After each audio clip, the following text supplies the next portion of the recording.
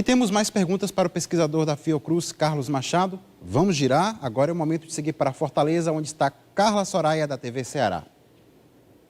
Olá, Juraci, meu cumprimento a você, aos colegas de bancada virtual e ao nosso convidado, meu xará. A gente vive num país em que estamos numa montanha-russa e os casos de Covid aumentam sempre depois de algum evento, como ou feriado, né? A gente teve as eleições, teve Natal, Carnaval, agora Semana Santa. A população, parte dela, finge que não acontece nada e leva a vida como se fosse tudo normal. A gente está completamente sem controle, porque há poucos dias o professor Nicoleles avisava que março seria muito ruim. Esse relatório da Fiocruz que vocês realizaram e divulgaram recentemente diz que abril vai ser pior ainda. Então, nós estamos num país totalmente sem controle, com uma população que não vai ter jeito de controlar? Vamos lá, Carla. Vou combinar um realismo com um otimismo. É difícil, né? Mas vamos tentar. A primeira coisa é que, mantido o cenário que a gente tinha até então, né, a tendência de abril é ser um mês ruim, né, ser tão ruim quanto foi o mês de março. Mas nós temos alguns sinais positivos, poucos ainda, né, de alguns estados apresentando quedas nos óbitos, e alguns poucos queda, inclusive, nos casos. Queda nos casos, mas menos ainda queda nos óbitos. Então, como a gente tem o problema dos dados, não é, que já foi colocado, se eu não me engano, pelo Henrique, não é, é um cenário ainda muito incerto para a gente afirmar que vai melhorar ou que necessariamente vai ser pior. O cenário atual indica que, se mantido esse modo, não é, vai ser ruim. E aí, voltando à questão do controle, acho que todos os países, dia de ação de graças, férias na Europa, né, festas de fim de ano, eles vivenciaram, de algum modo, algum crescimento no número de casos e, por vezes, até no número de óbitos. No Brasil, isso foi agravado pelo um descontrole quase que planejado. Quase que planejado porque as medidas de distanciamento físico e social, não é? As medidas de bloqueio não é um bicho-papão, bloqueio é uma medida necessária durante um curto período de tempo para você reduzir a transmissão e a sobrecarga do sistema e permitir que todos que necessitem de um cuidado mais intensivo possam tê-los. O uso de máscaras, ou mesmo vacinas, já foram em algum momento atacados, não é? Não só por vozes importantes do país, que deveriam exercer a liderança, não é? Mas através de estratégias organizadas, planejadas e financiadas de fake news em WhatsApp, Facebook e outros mecanismos de comunicação. A gente não pode esquecer, não é, que essas estratégias de fake news têm financiamento. Se elas têm financiamento, elas fazem parte de uma estratégia. Então, assim, a boa notícia é que estados e municípios vêm fazendo um esforço e a gente consegue assistir alguns realizando uma queda. Eu dei o exemplo da região metropolitana de Salvador, da Bahia, assim, é um caso positivo.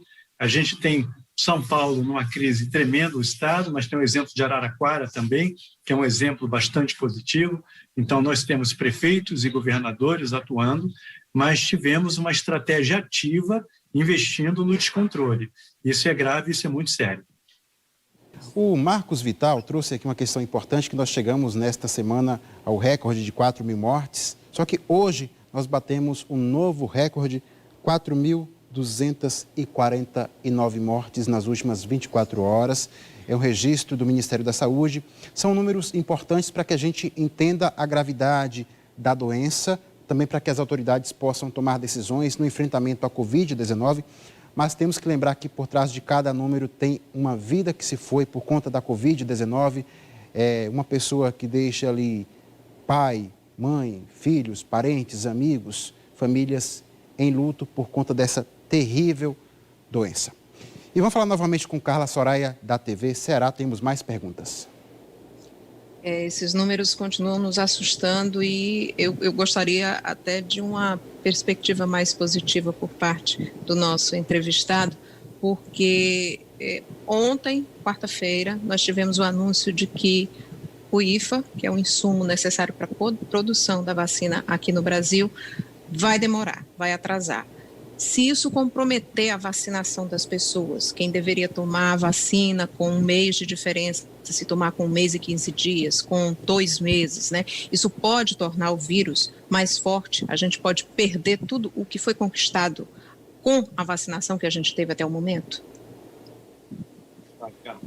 Eu não consigo responder toda a sua pergunta, porque entra numa área de vacinas e da eficácia das vacinas, e da efetividade, que não é a minha área de especialidade. Mas, por sinal, a gente teve uma discussão hoje sobre isso, porque a gente estava discutindo a questão do Plano Nacional de Imunizações, exatamente por conta de alguns estados e municípios começarem a adotar critérios muito particulares do que é grupo prioritário. Isso está acontecendo em todo o país, pela falta de uma firme política nacional nesse aspecto. Então, essa notícia do IFA, sem dúvida, é uma péssima notícia e ela certamente vai comprometer o cronograma. Comprometendo o cronograma, não é, e permitindo a circulação do vírus, não é, da forma como está, nós temos não só o risco de aumentar a circulação das novas variantes, como também o surgimento de novas variantes. Mas nós temos a Fiocruz investindo, eu não sei exatamente quando ela vai estar pronta, mas a previsão é que ainda no primeiro semestre a gente tenha a fábrica pronta com condições de produzir o IFA. Isso não resolve nossos problemas imediatos, porque nós temos problemas imediatos, que é continuar vacinando a população, mas traz algum alento, da gente ter alguma autonomia na produção desse IFA. Mas é uma situação muito complexa e delicada, e isso eu acho que não foi devidamente mensurado no início da pandemia, porque não é só o vírus que nós estamos enfrentando. Nós estamos enfrentando o vírus, políticas econômicas, políticas sociais, as políticas de saúde, não é? Os vários aspectos que envolvem as relações internacionais. O Brasil já foi um país muito forte na diplomacia da saúde, não é? O Brasil fez a quebra de patente, não é?